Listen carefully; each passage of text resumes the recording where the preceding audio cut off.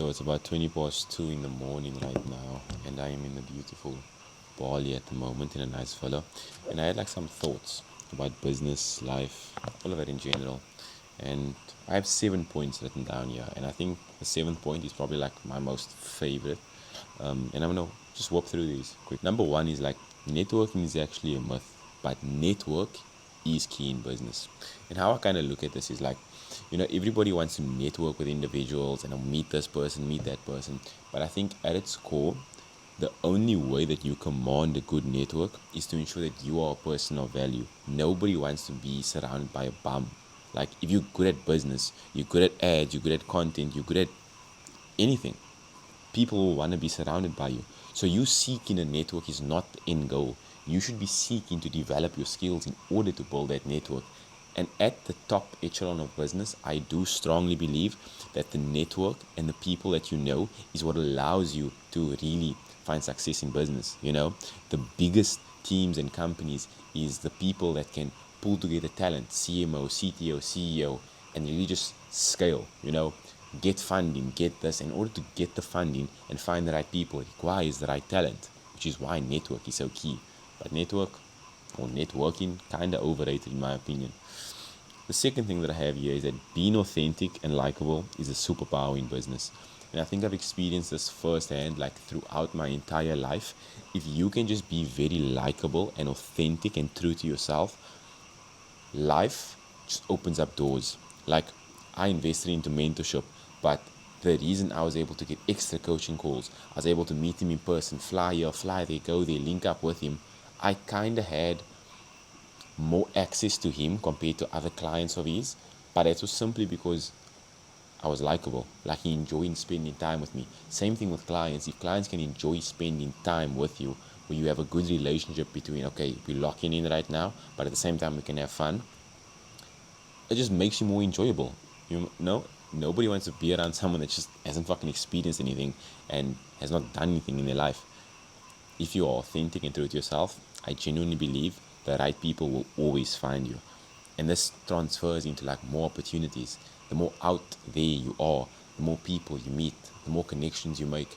And those connections in turn can lead to things that you never thought could actually happen. You might get slid a deal under the table, obviously legal. I'm just saying, like, a deal might be thrown your way. You might meet someone that connects you with someone really big that can take your career into a completely different trajectory. And I think it's very important that build a real world experience, go out there, experience things, be authentic, and just be true to yourself. The right people always finds you, and that's kind of the key in my opinion. The third thing that I have here is, when you're young, prioritize learning over earning.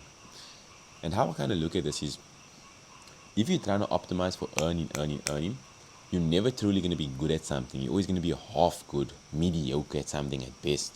Whereas if you prioritize learning, you are prioritizing finding information, synthesizing that, and applying that to your life and applying that to your craft. If you decide that you want to be so good at closing, so good at sales, so good at marketing or ads, and you dedicate 5-10 years to that, I guarantee you the network that you will grow from that and the skill that you will develop will allow you to out earn those people in 10-15 years from now, simply because you decided that I'm not going to prioritize earning in my first 5 years of my 20s and rather prioritize learning.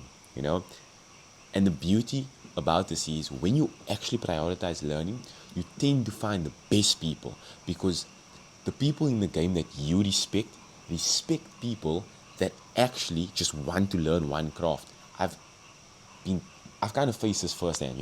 I've met someone, he's kind of like a mentor to me, and he kind of took me under his wing simply because he could see that I was just wanting to soak up everything. So he gave me opportunity, he showed me the ropes, he showed me the behind the scenes, and that kind of gave me my insight into how a big business is run. And it's super important. Also, you just get a better network. If you connect with people like this and they take you under your wing, you have that number, that person you can phone, and cash will always come later in life. You can go dead broke today, but you'll still have your skill set. And I guarantee you, with your skill set alone that you've accumulated over 5-10 years, that will allow you to make 100 million, 200 million, 300 million rand in however much time you kind of deem, you know? The fourth thing that I have here is limiting beliefs kills your growth. And this is true to all extents. If you firmly believe that 100,000 rand a month is your cap, that will always be your cap, you know? What you think in your mind, inputs and actions come from that.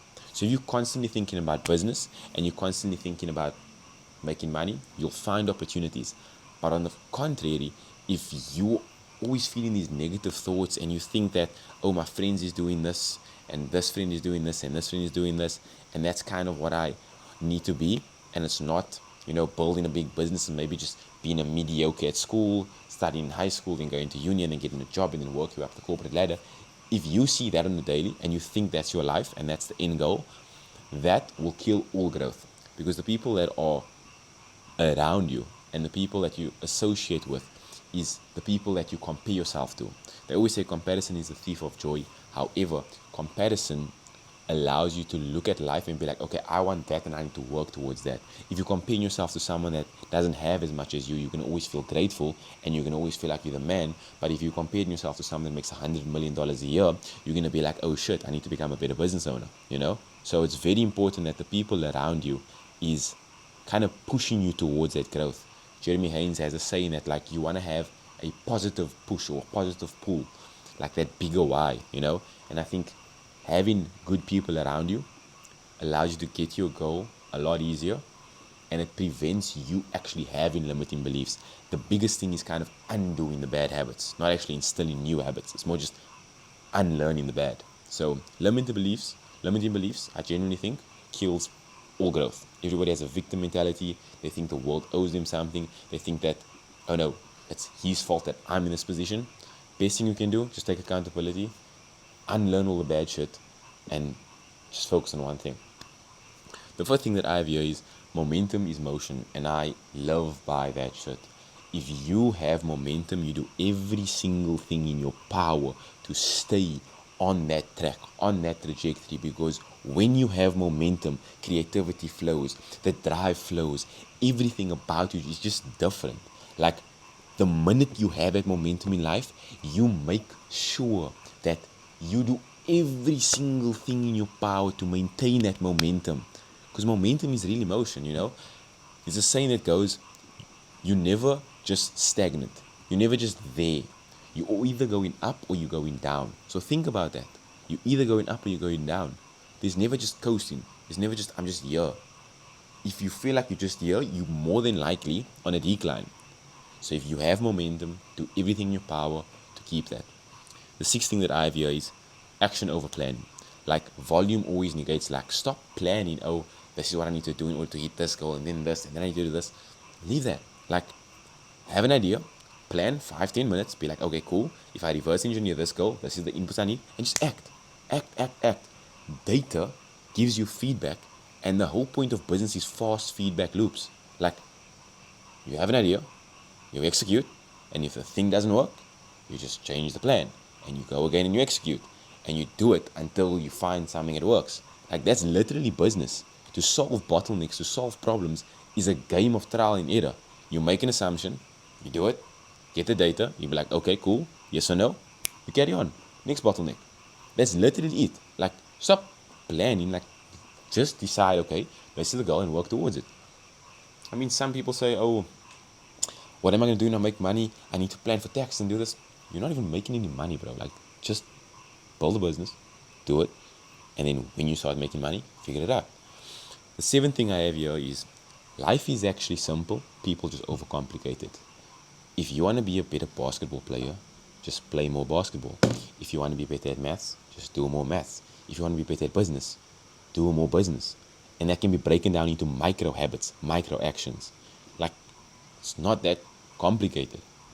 Like, everybody knows the answer or the solution to their question. You're just not willing to swallow the pill. And that's something a mentor told me. Like, you know what you need to do. You know exactly what you need to do. If you unfit and you overweight and you want to be fit and healthy, eat less, have a better diet. If you want to excel in sales, do more sales calls. If you want to be better at ads, make more ads, spend more money. Like, The answer is always right in front of you. But most people just don't want to swallow the pill. So, yeah, it's off past 2 right now. This is just some thoughts that I had. Something different. Hope you guys enjoy this. Peace out.